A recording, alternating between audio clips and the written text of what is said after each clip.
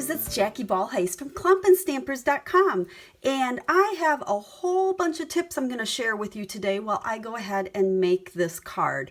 It really is simple. There's just kind of a lot going on, and we're going to talk about everything I did on this card, from how I made the daisies to how I made the background and the bow, and even what adhesive to look. So hang in there. I'm going to keep it short and zip through this as quick as I can because I like to make it simple, but I think I have lots of tips for you. So we are using Daisy Delight stamp set, one of my favorites right now. You've seen quite a few things I've done with it. It's even been one of my card kits, and I'll have another card kit coming up using this set. So we're going to start out by actually making the background on this because I think it's a little bit different and a little bit unique. Okay, it does use the brick wall embossing folder, which has been around for a while, and many of you have used this for projects before. So we're going to start out by doing that. And I just have a piece of crumb cake cardstock. Now a tip here, if you notice on my card, it's a smaller layer than what I'm starting with, but I generally with embossing folders will start out with a quarter size piece of cardstock and then trim it down after I've embossed it, because that way if I don't get it totally straight, I've got room to trim it. Plus, when you emboss, depending on the detail in your embossing folders, your cardstock will shrink a little bit. So I like to cut it after I've embossed it to make sure it's the exact size that I want. So we're going to start by just sticking it in here, and then I use my Big Shot platform, and you will notice these nice, pretty clean plates. Okay, we know these things get cut up because we're using them so much, and they start warping and twisting and turning. But what I have is a set of them that I keep just for embossing folders. So they always stay nice and flat. They're not all cut up and warped. So they are only embossing folders. I've had this set probably for a year now because it's all I use them for. So we're gonna make our sandwich, and then we're gonna just run this through the Big Shot. So here we go. Okay, we have our embossed piece of crumb cake. Now if you notice on our card, we've got some stamping on there or some color. Okay, you might not have recognized that as stamping. And I wanna show you how I did that. And that color on the background, I just used the watercolor wash background stamp. Made it super easy. So here we have our stamp. Now it is a big stamp, so with these big ones I always try to ink them upside down. Okay. Sorry, it's probably a little loud as I'm tapping on there, but we're going to get it inked up.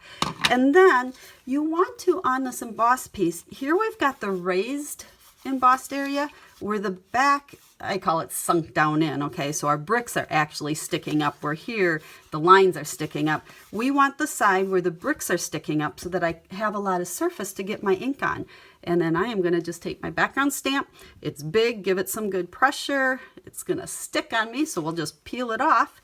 And there is our background. Now, like I said, we're going to trim this down to the size that I want it, because I want this to be 4 3/4 by 3 1/2. And now all these measurements will be in the blog post that I'll have the link down in the description for you, so you don't have to remember them. But we're just going to go ahead and trim this down. So here is our background piece. Okay, take a peek at our card again. We're just going to set that aside, and we're going to move on to the daisies. Now I do have a few tips for you. I have the Crushed Curry cardstock and my Crushed Curry ink. And when you stamp these, okay, we know there's the coordinating punch for it, but you want to make sure and I just place it on my block this way, that your daisies are going straight up and down. Okay, you see I have one straight up there and one straight down there. And that way, when I stamp them on my cardstock to punch them out, we know they're going to line up really easy with our punch. So we can just stick our punch in there. I am so thankful that they made this daisy symmetrical, so we don't have to try to spin it and figure out which petal goes where. It just lines up super easy. So there we go. We have 2 daisies that we stamped for this one.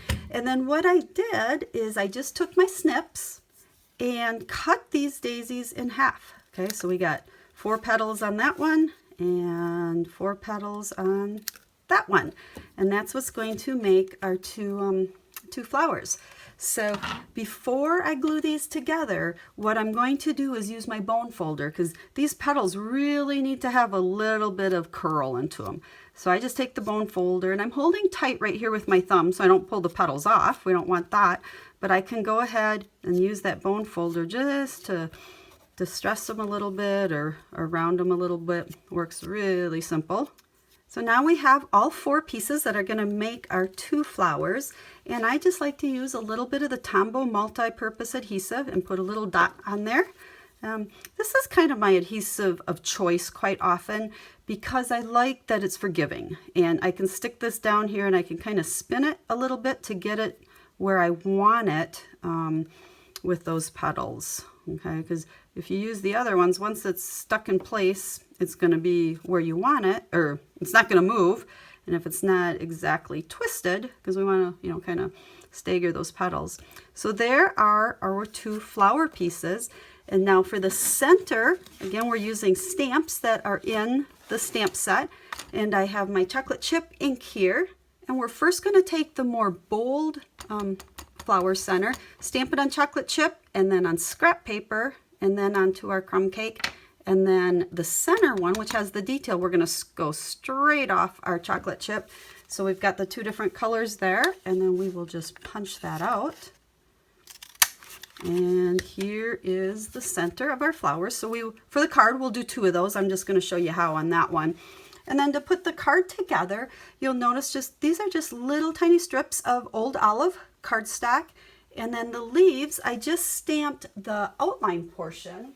And I did have to use my snips to cut these out. Unfortunately, there's not a punch for that, but that's okay. I wouldn't want to be cutting that daisy, so I'm okay with just cutting the leaves.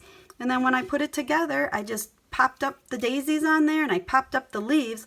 Speaking of popping up, I've said this before that Stampin' Dimensionals, I call it Stampin' Crack. Okay, I go through tons of these on my cards, there's tons of them. But did you realize that we now have mini ones? Look at how little these are. And peel one off here and one off there, then maybe you can see the difference in size. Perfect for on these leaves, because this one would be too big, which in the past then I'd have to cut them apart. But the mini one is perfect. So make sure you have that on your wish list or your next order, because now we got 2 different sizes of them. So leaves are popped up, flowers are popped up, and I went ahead and put my card together. We'll talk just a second about the bow, and I'll give you a tip for that. Okay, for tying bows, I love the baker's twine. Just because it's thin, it ties really easy. Anybody can tie a bow with this. And all I do is I don't even cut it because I don't know what size I need exactly. I just double over kind of a chunk of it and go ahead and tie a bow. This stuff's very inexpensive, so I don't worry if I waste a little bit. And then we're just going to adjust our bow to the size we want it. And then you can take your scissors and snip those ends off. And here is our bow for our flowers. Now the easiest way to adhere these little bows is just using glue dots, okay? And I'll just go ahead and actually stick my bow right on there on a dot and carefully pick it up. And now I have a glue dot on there and I can just stick it right onto my project.